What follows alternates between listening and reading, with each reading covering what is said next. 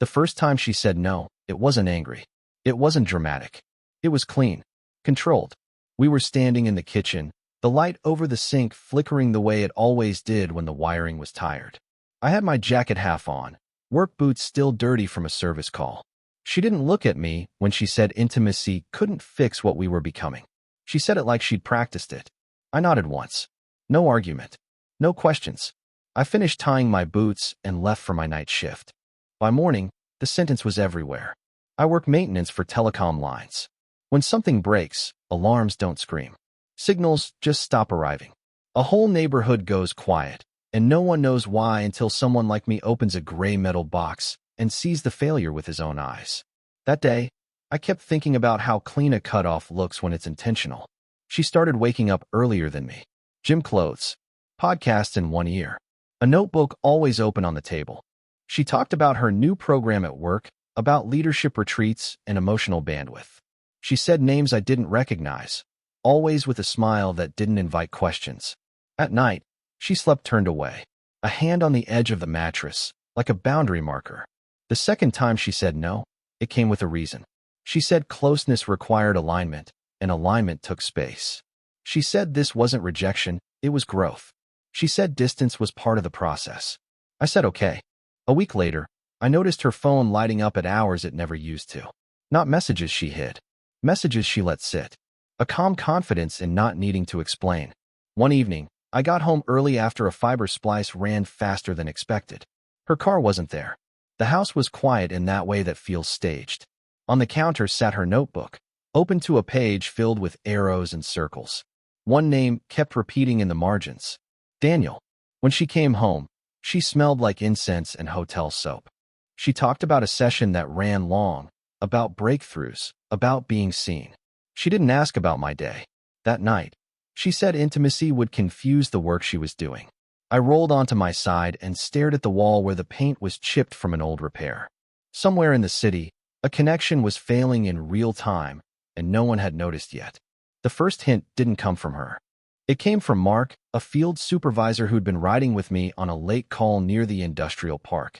We were waiting for clearance to shut down a line when he glanced at my phone lighting up on the dashboard. He didn't read the screen. He didn't need to. He asked if everything at home was solid. I said it was quiet. He nodded the way men do when they know quiet isn't peace. Then he mentioned, casually, that his sister had gone through something similar. Same language, same retreats, same kind of mentor who specialized in holding space. Mark said it never started physical. He said that part came later, after the marriage had already been hollowed out. The clearance came through. I put on my gloves. We climbed the pole without another word. That night, I came home to the sound of her voice drifting from the spare room. Not loud. Calm. Focused. The door was half closed. I didn't stop to listen. I didn't need to. I recognized the tone. The same one she used at conferences when she wanted people to trust her. I showered. I ate alone. When she came out, she looked energized, like someone who'd been plugged into a fresh outlet. She talked about breakthroughs again. About Daniel's guidance. About how rare it was to feel so supported without expectation. I didn't ask who paid for the sessions. I already knew. Over the next few days, patterns started stacking. Calendar blocks marked private. Receipts for weekend workshops, 2 towns over. A quiet confidence in how she moved through the house. Like she'd already relocated somewhere else and was just visiting. I stopped reaching for her. No protest. No signal. Just a clean withdrawal. When she passed me in the hallway, I stepped aside without touching. When she talked, I listened without leaning in. When she paused, I didn't fill the silence. She noticed on the 4th day. That was the first crack. Not anger. Confusion. She asked if I was okay, her voice careful, like she was checking equipment she didn't fully understand. I said work was busy. I started sleeping earlier. Waking before dawn. I put in a transfer request during lunch one afternoon, quiet and procedural. Another regional zone needed experienced techs. Less traffic. Longer routes. I qualified without discussion. That weekend, she left for a retreat. I packed a single duffel. Tools. Clothes. Documents. I took photos of nothing. I left everything else exactly where it was. When she came back Sunday night, the garage light was off.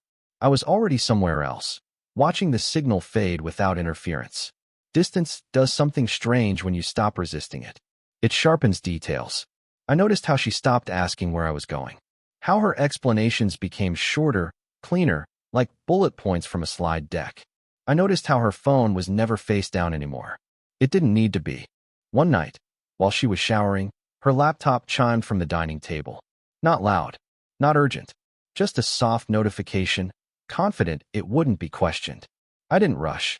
I finished rinsing my coffee mug, dried my hands, and walked over. The screen was still open. A shared document. No passwords. No secrecy. That's what made it worse.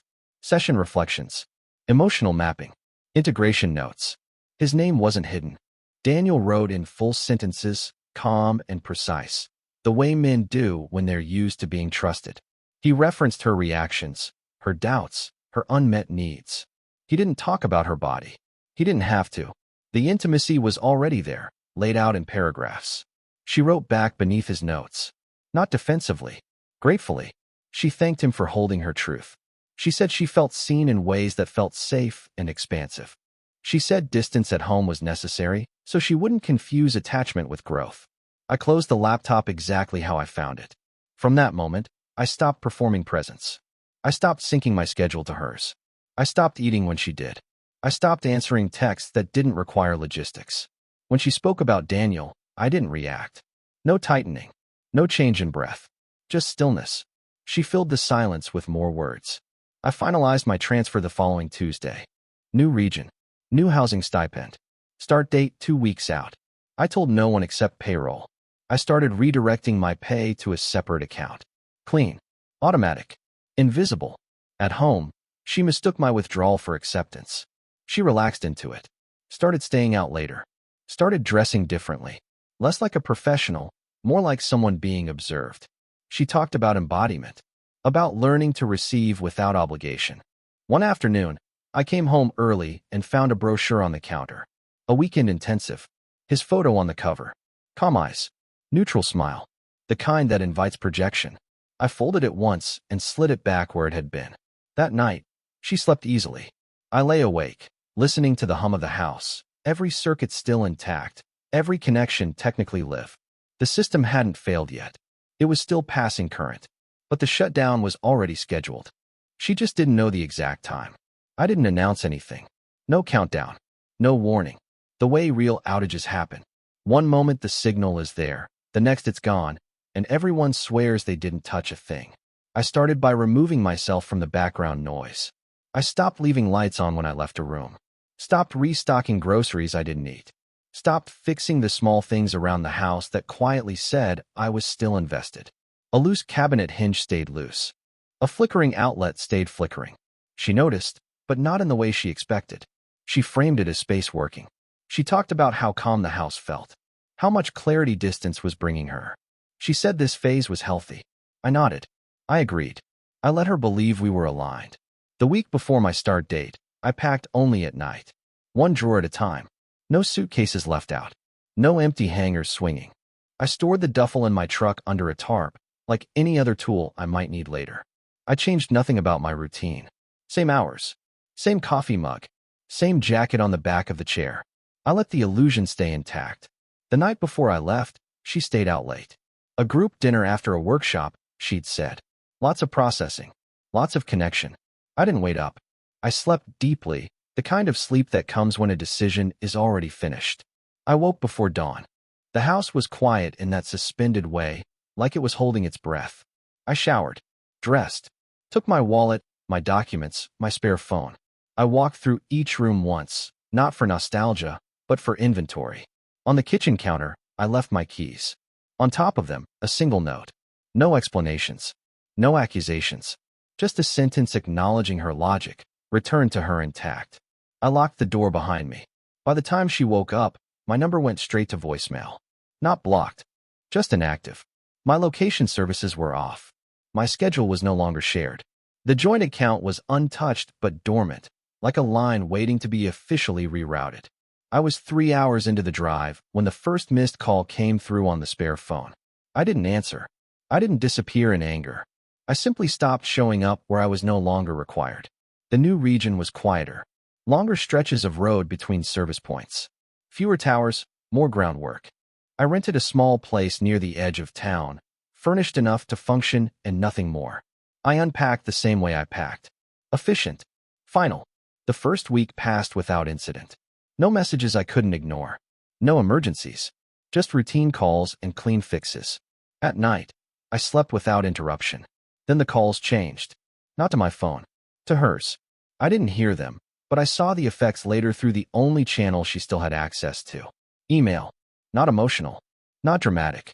Short updates framed as check-ins. She wrote as if we were collaborators in a paused project, not two people standing on opposite sides of a closed door. She said she was concerned about the sudden distance. She said disappearance could be destabilizing. She said Daniel thought abrupt detachment could trigger abandonment wounds.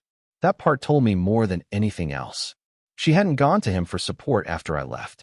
She'd gone to him for interpretation, to make sense of why the ground had shifted without her permission. I didn't respond. A few days later, I heard through Mark that Daniel's retreat schedule had been disrupted. A licensing issue. A complaint filed by a former participant. Not by me. I hadn't touched anything. But patterns leave traces, and men like him depend on clean reputations more than anything physical. She didn't know that yet. What she did know was that the space she'd relied on was thinning. Sessions rescheduled. Messages delayed. The certainty she'd wrapped herself in began to fray at the edges. She tried my old number again. Left a voicemail this time. Calm. Controlled. She said she wanted to reconnect in a grounded way. She said intimacy wasn't off the table anymore. She said distance had done its job. I listened once. I didn't delete it. I didn't save it either. At work, I finished a repair on a rural line that had been dropping calls intermittently for months. The issue wasn't damage. It was overload. Too many reroutes compensating for a weak point that should have been shut down earlier. I cut the excess, cleaned the path, restored stability. That night, I cooked dinner for one and ate it standing by the window. My phone stayed silent. Somewhere else, a system was recalculating its losses, realizing too late that redundancy only works when the primary connection still exists. She was starting to close the gap. The access point was already offline. The shift became visible before it became loud. Friends stopped tagging her in photos. Work messages slowed. Invitations turned vague, then disappeared. Not out of judgment. Out of caution. People sense instability the way networks sense interference. They reroute without announcing it. She flew out to another workshop anyway. A last-minute replacement after Daniel's retreat was postponed again. Different facilitator. Different tone. Less certainty. When she came back, the confidence she used to carry like armor had hairline fractures running through it. She sent another email. Longer this time. Still careful. She said she'd gained clarity. She said she understood now that withholding closeness had consequences. She said she wanted to rebuild from a place of mutual presence. I read it once, then archived it. At work, my supervisor mentioned my name during a regional call. Praised my response times. Said the team could use more guys who didn't need supervision. He asked if I'd consider staying on permanently. I said yes. That same week, she tried another route. She reached out to my sister. Not with accusations. With concern. She said she was worried about my emotional shutdown. She said growth sometimes scared partners who weren't ready. She said she hoped I wasn't isolating myself out of fear. My sister listened. She didn't argue. She didn't relay messages. She told her she hadn't heard from me in weeks and left it there.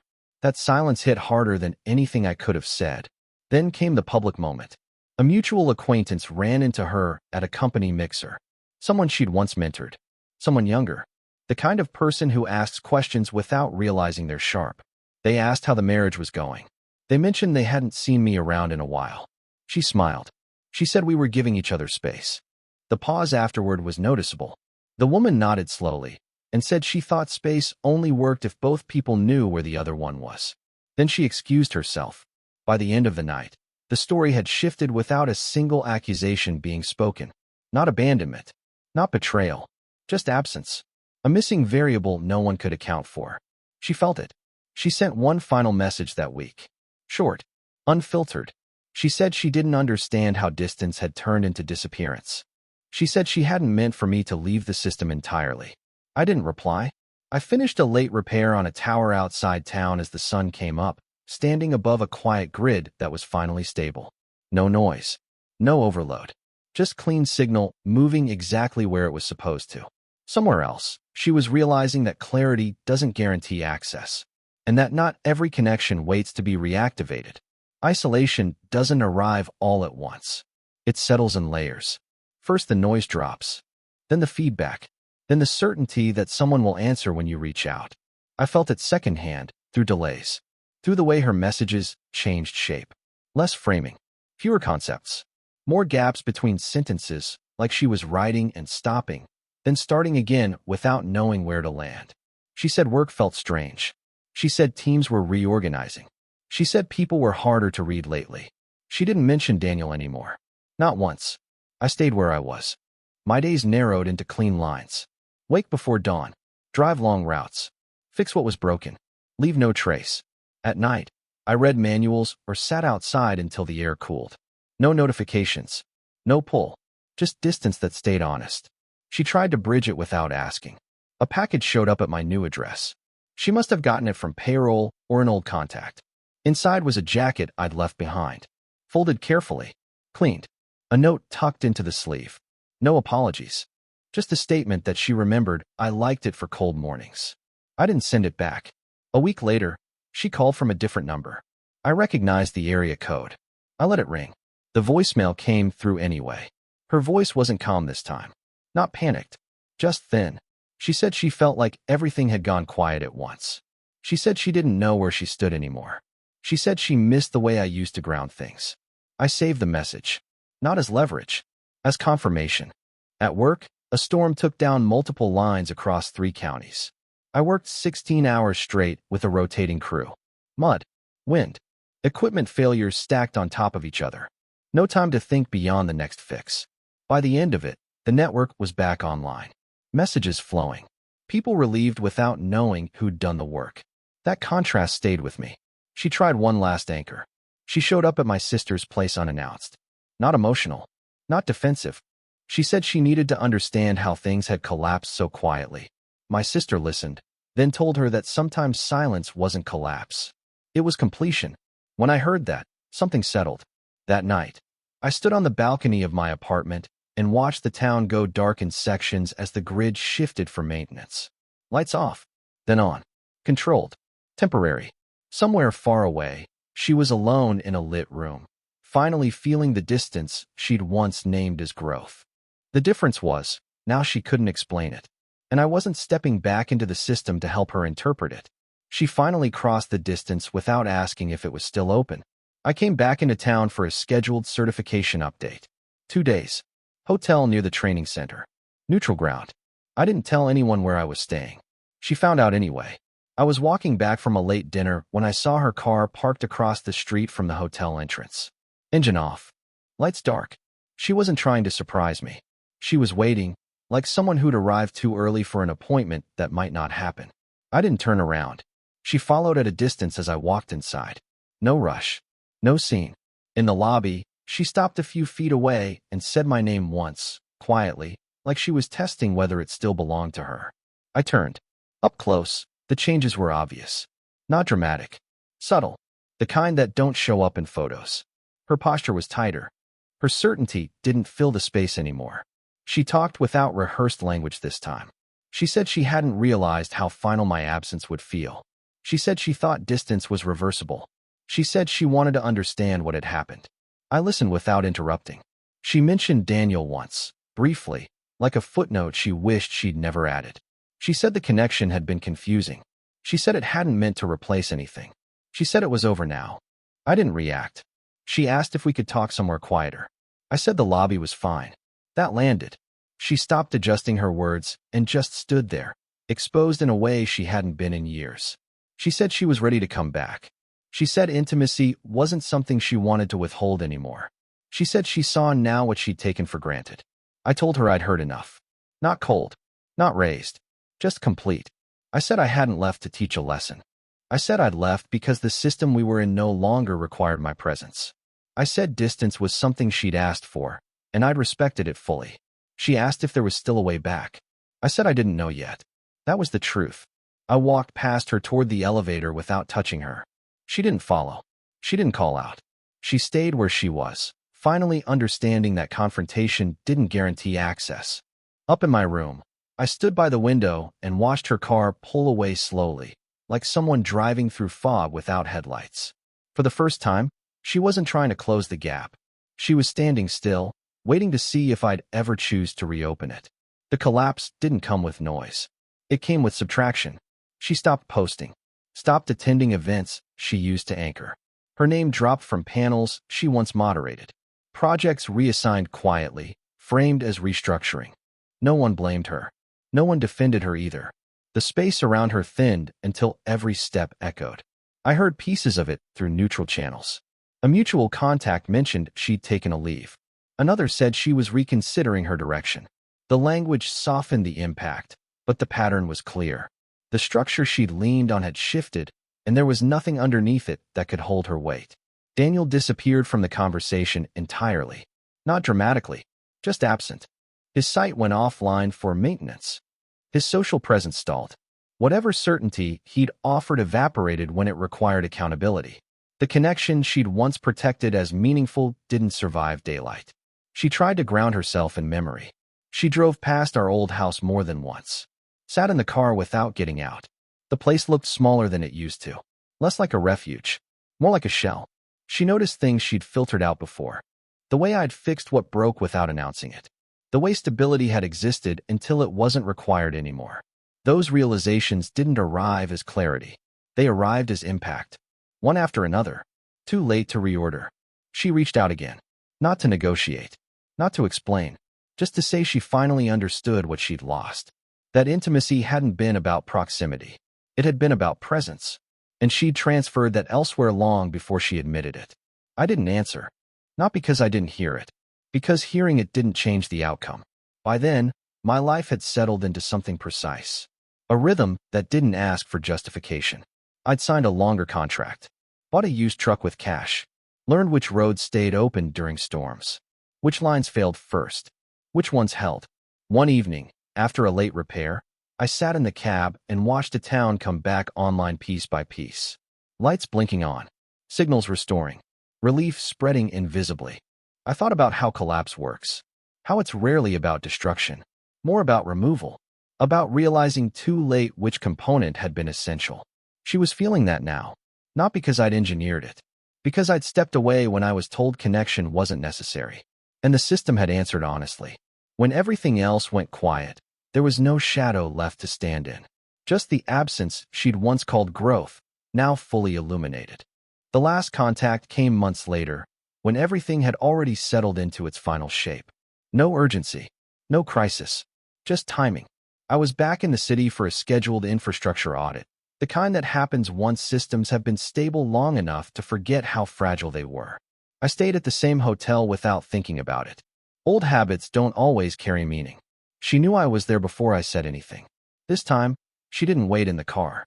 She didn't frame it as coincidence. She sent a single message, direct and unguarded, asking if I would be willing to see her. No explanations attached.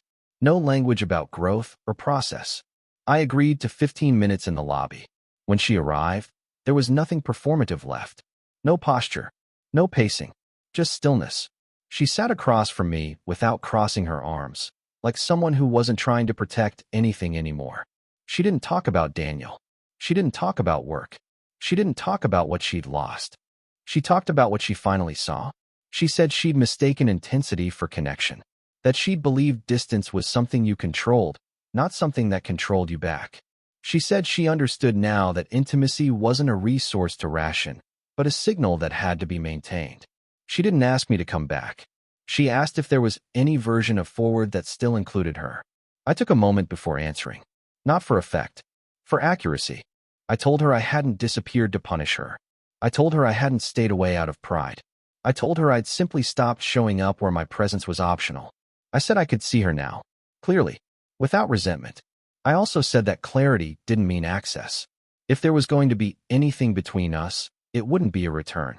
It would be a rebuild from a completely different position. No assumptions. No deferred closeness. No external interpreters. I told her she'd already crossed the hardest part alone. She nodded. She didn't cry. She didn't argue. She said she understood that whatever came next would happen on my terms, or not at all. That was the moment I knew I could stay. Not because she was broken, but because she wasn't reaching. When the 15 minutes ended, we stood. No embrace. No promise. Just a shared understanding that silence could mean strength when it was chosen. As I watched her walk away, I didn't feel victorious. I felt intact. I hadn't disappeared. I'd just stopped standing where I wasn't respected. And when she finally closed the distance, she did it knowing I could walk away again. That was the new connection. Clean. Stable. Earned. Been through it. When they crossed a line, and you made sure they felt it.